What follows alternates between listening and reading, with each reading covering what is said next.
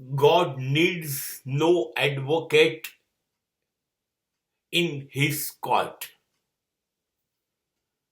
તમારા વકીલો છે જુઠ્ઠાઓ અસત્ય ને સત્ય સાબિત કરનાર છે. એમના લીધે જ ખોટાડા માણસો જીત્યા છે, સાચા માણસો હાર્યા છે.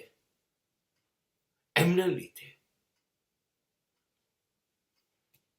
જેટલા પાપ વકીલોએ કર્યા છે એટલા પાપ તો આ પૃથ્વી ઉપર કુલ માનવ જાતે નથી કર્યા.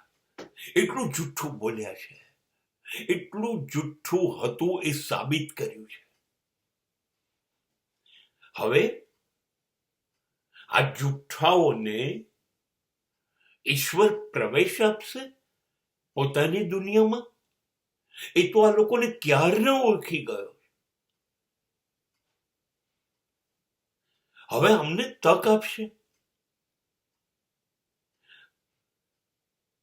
ભૂલથી કદાચ જો વિચાર મગજની અંદર આવ્યો હોય ને કે મારો કોઈ ખાસ વકીલ છે જેને હું મારી સાથે ઈશ્વરને ત્યાં લઈ જાઉં અને ઈશ્વરના દરબારમાં એ મને બચાવશે, મારા માટે દલીલ કરશે, ભૂલી જજો.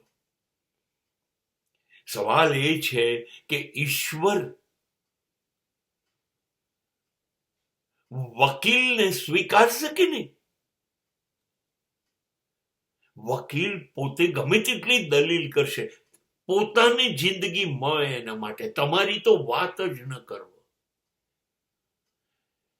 ઈશ્વર તમને માફ કરી દેશે પણ વકીલને તો માફ નહીં જ કરે.